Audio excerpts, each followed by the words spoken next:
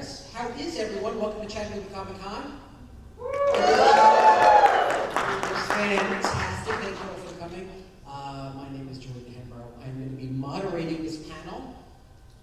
You won't look sober, which is fantastic, as opposed to this Saturday panel. So, I am here with an incredible roster of voiceover actors, and I know most of you know everyone on the panel with me, but I will just go through the names. Over on my left, we have Miss Riley Alizraki, the lovely Mr. Carlos Alizraki, Suzanne Blakeslee, and Darren Norris. Suzanne. She's Suzanne. Wait a minute, you're Cosmo and he's Wanda. Wait a minute. Incredible VO actors that need no introduction, but I did it anyhow, because we all just met. Not them, they're fantastic. So, this is very, very light. It's a very, very informal conversation. These folks have done this millions and millions of times. I know you just want to hear all the really, really good, juicy gossip, so we'll try and get some of that out as well. But, folks, just why don't you guys start off a little bit, tell everyone who you are, I'm sure they know, and what you're primarily known for.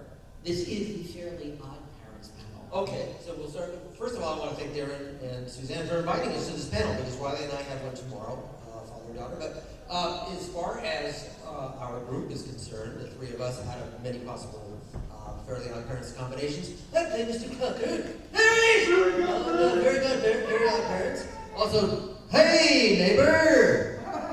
I'm going to save the Dingleberg for later. Okay, I played Dingleberg, I played Crocker's mom, and Juanissimo. I'm in love with Wanda. So that's my introduction in terms of the group.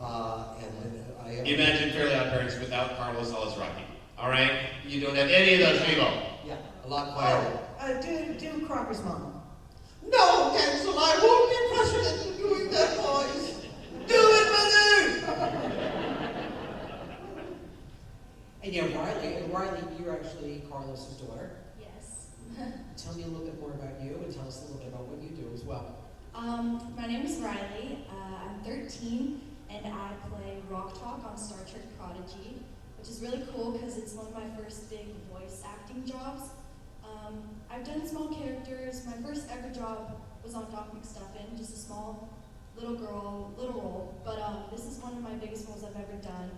And I'm really grateful for the opportunity to be part of the Star Trek community and all that stuff. So. Fantastic. Nobody from Paramount was here today. That sounded so like a press thing. It was fantastic though. Have you seen Star Trek Prodigy, folks? It's on Netflix right now. It was Absolutely. on Paramount Plus for a while. But both seasons are on. It's Brett Gray, it's Ella Purnell, it's D. Bradley Baker, it's Kate Mulgrew. It's really good. It's a great, great show. I really urge you to check it out on Netflix. Check it out. All right, Suzanne. What? There you go. I had the pleasure of playing Wanda for several seasons, in spite of this man here. And also, Anti-Wanda! I eat with my feet! And of course, Mom! Oh, everything I touch dies! And I'm also very grateful to play several Disney villains, Maleficent and Cruella de Vil and the Evil Queen and Hag and another hag and another hag. And somehow I'm typecast. It's like head carpeting. All right, Carlos.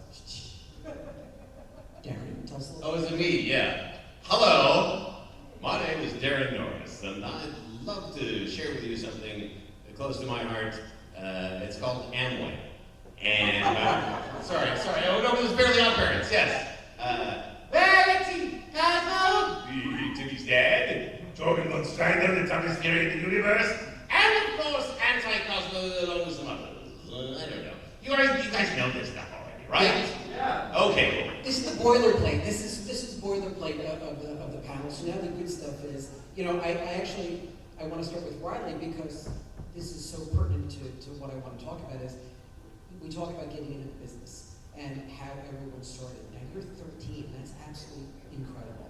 Tell me a little bit about how you sort of got the role and how you got into this career choice.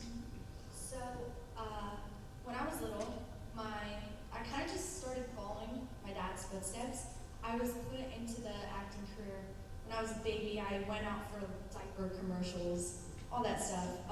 Started out with in-person acting, or on-camera acting, and then I think as I got a little bit older, I think when I was 5 or 6, I started doing voice auditions. I think I went with your agent, and she was wonderful. She got me many jobs, and yeah, my first ever job was Doc McStuffins, and it kind of came natural to me because I guess I took after my dad, and it was great. And then I just started getting more auditions, and COVID hit.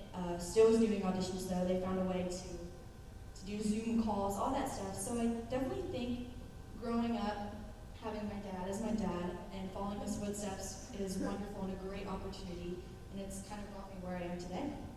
And then with Rock Talk, she was 8, and they weren't looking for, I guess they were looking for females, right? But older actors, and so you were 8, everybody was really experienced, and I think it's a lesson if anybody wants to get into it. She just gave her own take of what the character was, and sometimes, as Suzanne and Darren will tell you, that you can try all the best voices that you think of or whatever, but sometimes you just bring you to the role, and that's what got you Rock. Yeah, I remember actually at the Rock Talk auditions, I met someone I was a fan of, and I was like, I'm not going to get this. I took a picture with her, and then, I got it, and I was so excited. I was so excited to meet everyone. And it was great being able to kind of put my own personality into the character, and I do grow up on the show, so me growing up is also Rock Talk growing up, so it's just great. It was a wonderful opportunity. I love that. You talk about technique and bringing your own spin to the character. I'm going to loop back to that for 1 second. I just want to ask you something. As a father and someone who's been in the industry as well, how important is it that you're there with your daughter as she goes through this process? Because this is a crazy business. And do you watch the business a little more carefully because it is your daughter? You're obviously a mentor, you're a protector, you're a father. How involved are you in the whole process with her? Yeah, I think it's cool. Truth be told, that mom, Laura, my wife, she has shepherded her through all of this because I wanted to kind of pull back a little bit. I'm proud that she got to watch what I did. I remember when she was young and we did planes. I brought her to the records as a baby. So it is important to let them know that there will be rejection. You're going to audition, you're going to fail. You're not going to get this. There'll be fast days, slow days at conventions. All these things are part of your journey, right? So that much I can bestow and say, hey, just keep going. You may not get this next job. But obviously when I went to New York Comic Con a couple years ago and saw her on stage when Star Trek Prodigy was coming out, I was very proud. But yeah, I think we just prepare them for the ups and downs of business. Yeah. And very proud that she's been able to book. We're very fortunate. Yay. Darren, we touched upon really quickly about bringing your own technique and what you bring to the party, what you bring to the gig.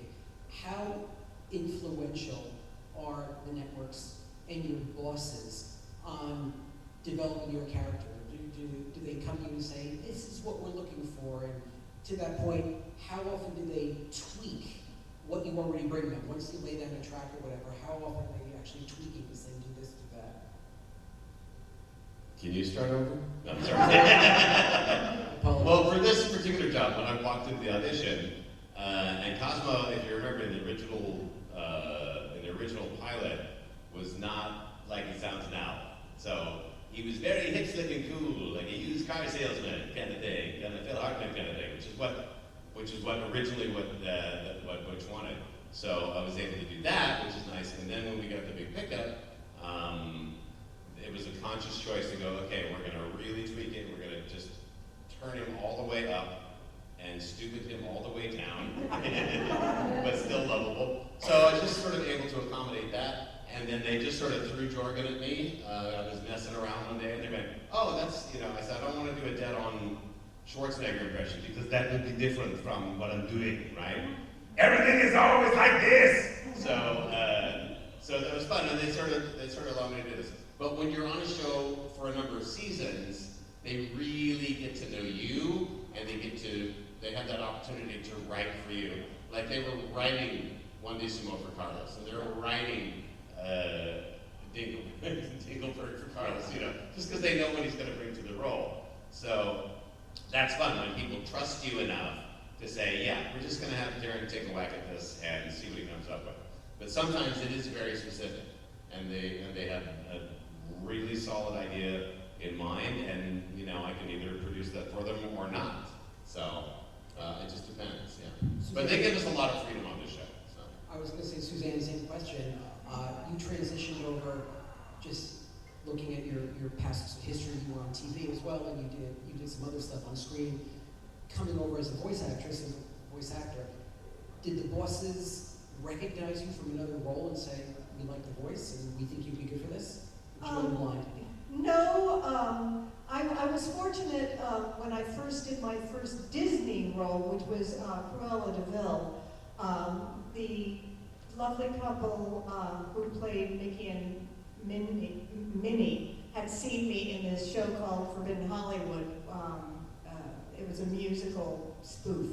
And the very first day I was so nervous, and I walked into Disney character voices, but Wayne and Rusey were like, "Oh, you were so wonderful in that show. She's wonderful." So that really, really broke the ice for me, and I was very fortunate. I mean, doing voiceover is like a gift, I think. It doesn't matter what you look like, what your age is, whatever. They just want to hear the characters you create, and I don't want to say just voice, because it is you as an actor acting out these characters in a specific way. And but voiceover work, I think, well, I did a play with Carlos as well. Voiceover really gives you an opportunity to bring more of your character in. I was on a panel once with an actor who said, oh no, we have to stick directly to the script. And I'm like, well, not where I've been recording, because I've found that they really enjoy us ad-libbing and adding to the creation. And Darren, when we were going through scripts, we would do it like a play, usually 2 pages at a time. Do it once, and then we have a few notes, and do it again. And Darren would go, okay, after your line 28, can you leave me some room? And he would come up with these brilliant ad-libs. I mean, he's, the king. Wonderful. It's actually, you touched on something really important. I'm going to skip around on questions right now. You talk about being in the industry and bringing your own technique. I'm sorry, I'm not choking up right now, although it's emotional. A guest at San Diego Comic-Con recently said, and I'm quoting, "I'm proud of my career. I have worked for a long time in this industry and have been extremely lucky. But I am most proud of the fact that I am not only a film actor, but also a voice actor." This gentleman was established on screen, on stage, on film. And yet, after all his accolades, he said what he is most proud of was being a voice actor. He made the distinction. Comments or thoughts on that? Yeah, there's what I like to call voice acting. We're studio musicians that can give you any note, any timing, any age that you want, as opposed to Ray Romano, who acts with his voice. Ray Romano, and whatever he is going to be Ray Romano. I think the people that have bridged that gap are Billy Crystal, John Goodman. Billy Crystal's doing Mike Wazowski. He's adding a flair to it, a personality that's not just white Billy. Same with Ellen DeGeneres, and even Tim Allen and Tom Hanks. There are the celebrities that go just beyond their voice, and then there are some that just act with their voice, and then there's us that do both, but we are voice actors. So we can do broad strokes. So that's how I highlight the difference, but we all have a place in the industry of voice acting. I think we swim well together. So, question, true or false? I'm going to put you on the spot. A stage actor or a TV on-screen actor can cross over to voice acting, but a voice actor can't do stage acting. Any thoughts? Suzanne's perking up. Can you make the transition? Can a voice actor who does commercials go over to TV without a problem, or it's a little extra, I would think? Because you have that extra nuance of acting there with your facial features, no? You do. I mean, there's a question of sort of volume of your performance. If you're doing an on-screen gig, you really have to tone it down, obviously. But even in cartoons, they will send out auditions all the time saying, oh, but we don't want it cartoony. So you have to find that little sweet spot in each iteration. But I think acting is acting, really, or that's my idea. Yeah. Riley, I know you got into this at such a young age, which is wonderful. As you get older and you go from Doc McStuffins to Star Trek and everything, what changes are you seeing going to a larger IP like Paramount, like Star Trek? You noticing anything different? Honestly, Do you feel a greater weight, I guess, that you got this giant Star Trek IP with you? I mean, I kind of feel the same. I feel very grateful that I got all of these opportunities. But I feel like just like meeting all these people. You know what? I do feel a little bit like I feel proud of myself, knowing that I did get the opportunity and I've met some of these amazing people. So yeah, I guess growing up, just kind of working my way up by different roles, it got me to where I am, and I feel like I'll progress more as I get older as well, hopefully. But right now I'm very happy where I'm at and what I've become with voice acting. Fantastic. Now we talk about Suzanne and Darren and Carlos doing this for so long, your careers and the longevity in this industry and everything like that. I want to go back a little bit and talk about how it all started and go back to the early days. I know everyone asks you guys this, so I'm going to be one of those guys. I really, really want to hear Darren, Suzanne, and Carlos, you guys, well, I'm going to include myself, I'm a little bit older than Riley, of course. Things were different back when we started. How was it back when you started getting in the industry? Did you guys kind of demo tape? Did you bring it around to an agent? We don't have social media like we do today. So talk to me about the difference in basically how you got out there to people.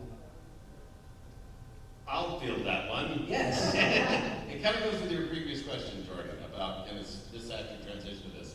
My background is improv and theater. And then I moved to LA and I got a commercial agent from doing theater. And then I got some on-camera commercials, did a bunch of that. And that sort of broke me into the voiceover production side of commercial work, and then the agent at the time said, hey, can you do characters and dialects and all? I said, absolutely, yeah. So they sort of came to me, so I didn't have to go out and sell myself in a lot of these areas, which is a little weird. And then it was the cartoons, it was Fairly OddParents specifically, that got me back into on-camera work. Scott Fellows was a writer on Fairly OddParents, and he was the story editor for a while. And he did Ned's Declassified. So when he got that greenlit, he said, hey, I was just the pilot at the time, but he said, hey, I wanted to play this janitor and the thing. And I said, yeah, that'll be fun, yeah. So yeah, that's my roots are theater and improv. And that has obviously served me very well, especially when it comes to range and just, the ability to do different characters. And Suzanne's right. It doesn't matter what you look like, or, when you're doing animation or any sort of voiceover work. It does matter what you look like in front of the camera. So, and Carlos has an extraordinary amount of on-camera work behind him. And we've all done theater and shows and stuff. So, that's where it started, and that's what I'd like to remember. And just remember where you came from. You're the kid from Ferndale, Washington, and now you're here. Okay. Do you find that the stage and the theater training and the improv actually helps with the gigs, Suzanne, Absolutely. as well? Unquestionably. Yes. I mean, you're reading a script. We talk about Disney. It's a very, very established company. The Disney machine. We've all come over from Disney. So, they've got very specific guidelines of how they want something done. However, that improv technique can really aid you in a way, I'm assuming. Oh, yes. Disney is a particular animal. When I mentioned that my first job was Cruella de Vil in those days, do you remember cassette tapes? I had to go to my agents and pick up the little cassette tape of Cruella, and really voice match her as clearly as I can, which my musical background, it comes in handy with that. I think most people in voiceover have a lot of musical background because you can find the pitch and the tone and the pace of these characters. And then with Disney, you record the lines of the original character, then they have added lines to make sure that you can produce the character in a different situation. What was the question? You actually nailed it. Oh, it was pretty much basically your training when you were younger in theater and improv has it helped you with voice acting. You nailed it. I mean, these shows that I did where I was imitating Barbra Streisand or Sarah Brightman, Julie Andrews, I couldn't hit the note. I couldn't hit the note until they dropped the key. And I mean, that's sort of what we did. And we didn't really have a director on those things. There was a director in name only. And we basically just created our own characters and our own ridiculousness. I love it. Riley, and I'm going to ask you again, I'm not picking on you, sister, so young, you're in the industry with everyone. Do you go through improvisational techniques? Do you try new stuff like that with your dad? I just see you watching like YouTube or whatever clips you're at, shows you were watching. You would imitate people from Australia if you were watching a show like that. How did you come up with the accent for Tony's Pizza from Summer Camp Island? She played a little New York. Yeah. My wife is from Jersey, I guess. Did you listen to Mom talk? Wait, be careful. I'm from Jersey. I'm curious. That was so long ago. You remember the voice? Tony's Pizza over here. What do you want over here? I was so little. I think you helped me a little bit, and then I just did it. And then did I do it? I think I did it in the studio. And then like they started laughing, and they obviously helped me. But I guess it was really cute, like hearing a little voice try and do like a New York accent. And I think just the cuteness and it sounded real, but it also sounded, We all sound like that. Everyone from Jersey does sound like that, so we all sound like little Tony Sopranos walking around. But I'm kind of proud of what she's doing on Star Trek Prodigy with Dan Kevin Hageman and Brooks as her director. Is she's going backwards. She's using her own voice and acting all of these emotional scenes as this giant rock character with her voice, and it's really subtle and wonderful. And I think her origin story might be the same as mine. I grew up. My parents were from South America. Carlos, no me digas. ¿Quieres comer fideos con manteca? My best friend's parents were from Glasgow, Scotland. Growing up, Carlos, what are you and Kevin going to do today? So, Carlos. So you grow up with this myriad of accents that you just want to emulate. And for people that want to get into business in terms of, and thinking that you don't have a character, because people will often say, what's your origin story? Because I want to learn how to act and learn how to do voices, but I don't have any characters. I go, if you have a dog, or a guinea pig, or a cat at home, I bet you're doing a character. Because you're like, oh, hold on, I gotta take care of, he's my little puppy. So that's, I think, how we sort of all grew up, is that we saw something that wanted us to reproduce whatever that was. A face can make you say that. For you is Phil Hartman. I can do Phil Hartman, it's right there. For me, like you, I do the sound alike stuff for Billy Crystal. So Kingdom Hearts 3, Microsoft's the edge service. But I did the same thing you did with a video cassette. It was a television with a video player in there. And they said, do you want to try for Mike Wazowski? And I watched Forget About Paris over and over again, forward, rewind, trained just like you did. So I was a jock, I played sports, and then I came through stand-up comedy. But if you're interested in the business, any type of acting, improv, comedy, or just imitating, follow a pet, listen to your neighbor, go into a shop, start looking at characters and their faces and how they move.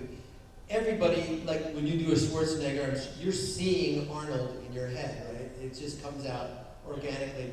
And if you do a De Niro, everybody that does a De Niro, you gotta do the face. You gotta physicalize it first, a little bit. So you do all those things, And from whatever musical, theater, improv, non-improv, you can start to do characters. Basically, you're just pretending to be that thing. Even if it's a little puppy. I'm a puppy and I just made pee-pee on the bed. That's it. So a great deal of it is just, it's also just being bold and not being afraid to do it. There's no shame in what we do. You just got to go for it. Do you find that the folks that make it are the bolder ones? They just don't care. They're like, I'm doing it. It's in my blood. I'm going to do it. Charlie Adler, I think, brought a new personality out of probably most of us. Yeah. As we've worked with Charlie and Cow and Chicken, and he would dare you to just be bold. Rock Paulson, who's here today, just be bold. Absolutely. You know, I moderated a panel in San Diego. I was talking to an actor, and he said, I'm constantly pushing the limits of acting. And this gentleman was actually talking about physical appearances, like I'm bodybuilding and dropping weight and everything. Darren, talk to me about pushing the limits in voice acting. How do you do something that you've never done before, and whether it be screaming into the world loud or doing something different that you've never done? How important is that to you? And have you done that in your career? Which you probably have. I have, yeah, I have some experience with that. And Carlos got it nailed it. It's like, do you think you can do this voice, right? I had a couple of phone auditions early on, and they said, hey, do you do Richard Nixon? And I went, in my head I go, no you don't. You have never done Richard Nixon. But out of my mouth comes, let me work it up, right? And it was a movie called Steal This Movie, which is an adaptation of Steal This Book. Anyway, and lo and behold, I got the role. No, I just spent on the phone. I didn't know how to do it. But, so that's the fun of it. I don't know. I would never have thought to work that up, right? But here's the opportunity. And then when I tried it, I went, okay, well, I think I can do some sort of, close, similar to this. So go ahead and audition. If I couldn't do it at all, I would say no, I can't do it, right? But that's the stretch. That's the thing. So, especially in animation, especially voiceover, don't pigeonhole yourself. There are some people, like Carlos said, who are just, I'm doing my voice, and that's the only voice I do, right? And that's fine. It's not what I do, because I'm fortunate enough to just like have a bunch of stuff thrown at me and say, take your best shot at it. So. Yeah, I think, and just to touch on what you were talking about earlier, about people being bold, right? I think there's a fearless quality to people who do this for a living, that not only does it not matter what we look like, I don't care what I look like. I don't care how I have to contort that face in order to get that sound out. And I think some of that is natural. Maybe you can teach it to some people, but I think in general, a lot of people just come in without the fear, and that's how we work. And that is something you do notice. If we had a bigger celebrity come and join the Fairly OddParents cast, we would look at that celebrity, they would be intimidated because of how Susan and Darren and Tara and Eric Bowles and Rob, and we were just like, blah, they're like, well, like, let me give this a try. And we're like, no, you'll be fine. He's right. It's like every big celebrity that comes in is all of a sudden really nervous to be in a room full of crazy people like Can us. you name the celebrity? No. Okay. Well, before, even Adam West, who was really cool and just doing Adam West. Well, Adam does Adam in every role. But I think he looked around the room and was like, wow, you guys are really talented. I hope I do a You good do job. this for a living, don't you? Yeah. That's it. So, I'm going to ask you. I'm sorry, hey, are we going to get to other questions? We are. Oh, You mean everyone here? Yeah. Yes, we are. Okay, Let's I go don't one, know what I'm one last question, and then I'm going to open up to the floor. In this new world of technology, okay, I got to ask the question because everyone's asking, how concerned are you about AI? That is a scary prospect, right? Right now, AI is just used to, we might make an agreement to say, yes, you can borrow up to this amount of words to dialogue replace 10 things or 2 lines, and we'll get paid a certain amount. But obviously, it's a slippery slope. Everybody's concerned. I think we're still striking about that. Yeah, I mean, especially in video games where there's this huge volume of voiceover. I mean, gigantic. they, of course, will take advantage of that to the nth degree, even more than regular cartoons. So that's a You huge should get paid. Yeah, they have millions of lines of recorded dialogue Yeah. that they could pull from if they have to go ahead to do so. Yeah. It comes down to the And I want to die by tree myself. I have died in video games on fire, Yeah. by bees. I was killed by a tree last year. It was very fun. We got about 20 minutes left. I actually want to turn the floor over to you folks. If anyone has any questions, please come up. There's a center microphone there.